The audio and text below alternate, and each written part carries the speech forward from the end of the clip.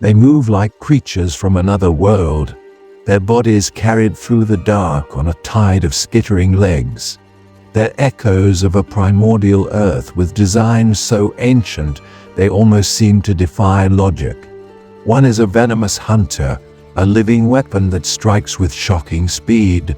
The other is a toxic decomposer, a walking chemical factory that patiently recycles the world.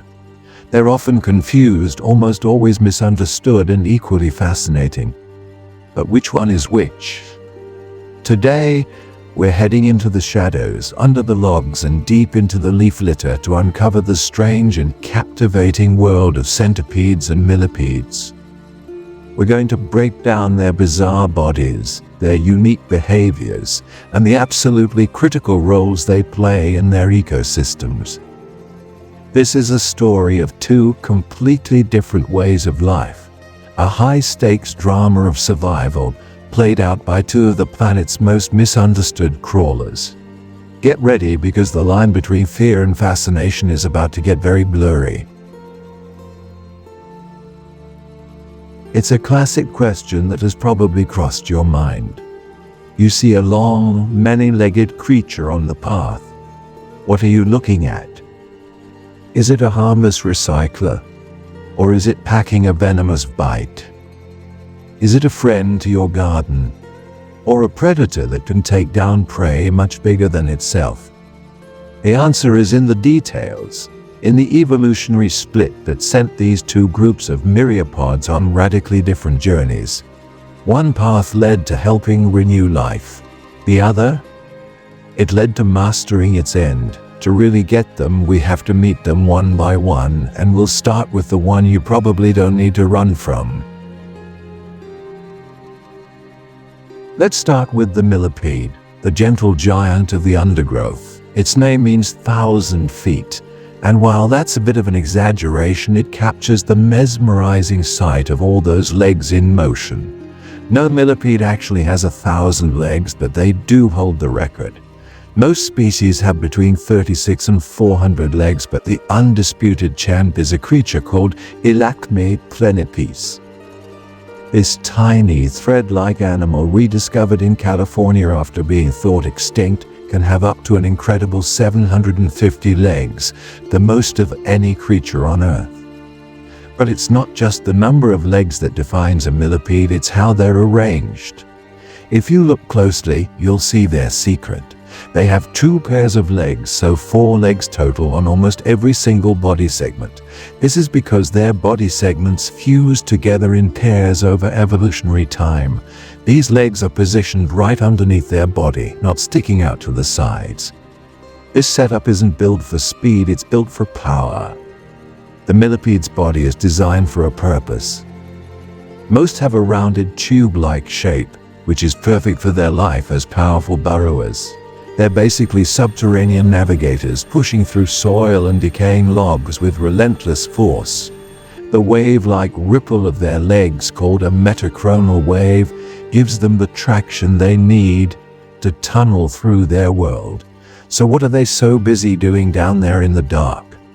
Millipedes are nature's cleanup crew. They're detritivores, meaning they eat dead and decaying stuff. Mostly leaves, rotting wood, and fungi.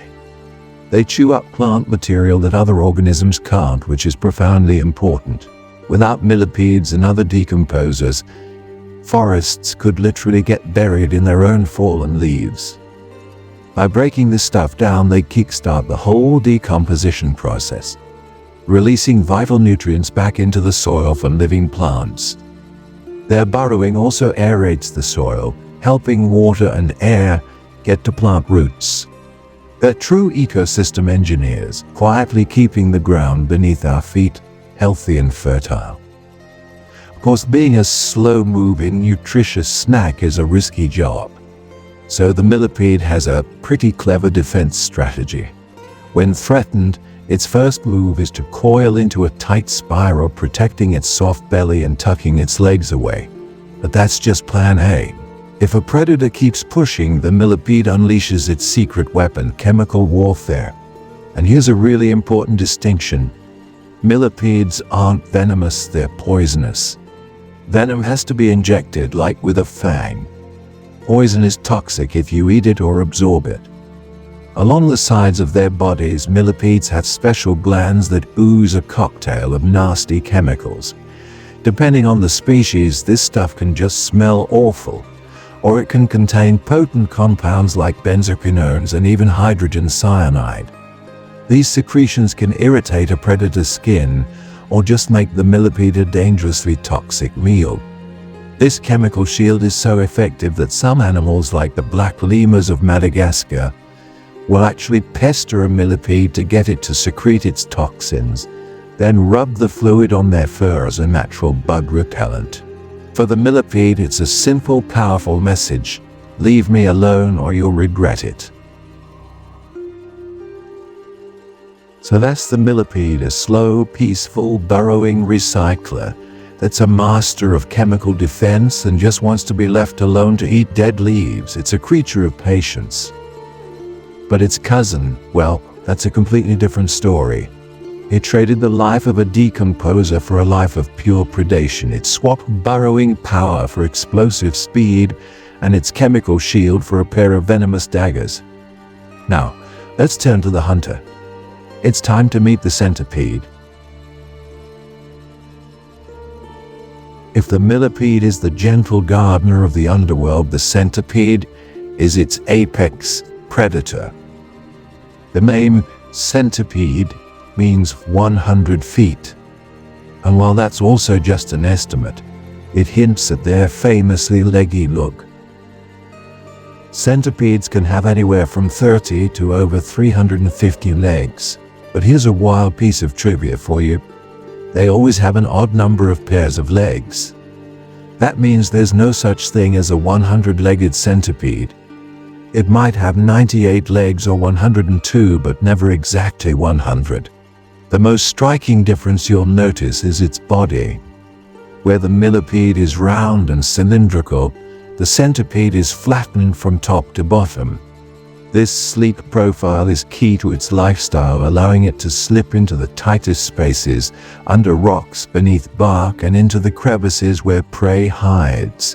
It's a body built for stealth and speed. And the legs? Unlike the millipede, a centipede has only one pair of legs per body segment, and they stick out to the sides. This is what gives the centipede its incredible, almost terrifying speed. They don't push, they sprint with agile, rapid strides. The last pair of legs is often longer and acts like a rear-facing pair of antennae, sensing what's behind them. It can also serve as a false head, a smart trick to confuse a predator about which end is the dangerous one. And trust me, one end is extremely dangerous. The centipede is a hardcore carnivore, armed with a serious weapon. And again, words matter here. Centipedes are venomous. Tucked right under their head is a pair of modified front legs that have evolved into sharp, pincer-like claws called forcipules. When a centipede strikes, it lunges and sinks these poison claws into its prey, injecting a powerful venom. This venom is a complex cocktail designed to paralyze and start digesting its victim almost instantly. A centipede will eat pretty much any animal it can overpower, from insects and spiders to worms. But the bigger ones are capable of truly mind-blowing feats. The Amazonian giant centipede, Scolopendra gigantea, can grow to over a foot long and has been seen hunting lizards, frogs, mice, and even birds. In one of the most metal displays in the natural world, these giants have been spotted climbing to the ceilings of caves, hanging upside down by just a few back legs to snatch flying bats right out of the air. So what about the danger to people? This is the source of a lot of the fear. And look, a centipede bite is, without a doubt, extremely painful. The venom can cause intense local pain, swelling, and redness, often compared to a bad hornet sting. But for a healthy adult, a bite is very rarely medically serious. Fatalities are incredibly rare. So, while you should definitely be cautious and give them respect, they aren't the monsters from the movies. Their venom is a tool for hunting, not malice. And what's truly amazing is that this same scary venom is now being studied by scientists. They found compounds in it that are amazing at blocking pain signals in mammals. One study found a peptide from centipede venom that could be a more potent painkiller than morphine without the side effects. The very thing that makes them terrifying might one day help us relieve pain. Alright, now that we've met our two contenders, let's put them head to head to lock in the differences. First up, body shape. The millipede rounded, cylindrical, a solid tube built for pushing through dirt. The centipede flat, low profile, a stealth machine designed to slip through cracks. Next, the legs. The millipede has 2 pairs of legs per segment, tucked right underneath its body, the anatomy of a powerful pusher. The centipede has only 1 pair of legs per segment, splayed out to the sides, the anatomy of an agile runner. How about their attitude? The millipede is a peaceful, shy recycler, happy to munch on dead plants. The centipede is an active, aggressive carnivore that hunts live prey. And finally, their defense moves. When trouble comes, the millipede plays defense. It coils into a tight ball and leaks out a foul, poisonous chemical. It's a fortress daring you to take a bite. The centipede plays offense. Its first instinct is to run like mad. If cornered, it won't hesitate to strike with a painful, venomous bite. It's a warrior armed with daggers. So to make it simple, poisonous versus venomous, slow versus fast, decomposer versus predator. A coiled-up tube versus a flattened sprinter. These are the core differences that define their two very strange worlds. So we have the venomous hunter and the toxic decomposer. It's easy to cast them as the villain and the hero, but the truth is way more interesting than that. These creatures have been on our planet for over 400 million years, evolving long before the dinosaurs. Their ancestors were among the very first animals to live on land, and they carry the secrets of deep time in their segmented bodies. Their opposing strategies aren't good versus evil. They're two different but equally vital jobs. The centipede, for all its ferocity, is a crucial form of pest control. By hunting insects and other small critters, they help keep ecosystems in balance. They're the enforcers of the undergrowth. The millipede, the humble decomposer, is a life bringer. By breaking down dead material, they perform a service so fundamental that entire ecosystems would collapse without them. They are the foundation of soil fertility, the silent partners to every plant that grows, returning nutrients from the dead back to the living. Even their chemical arsenals are proving to be a source of wonder.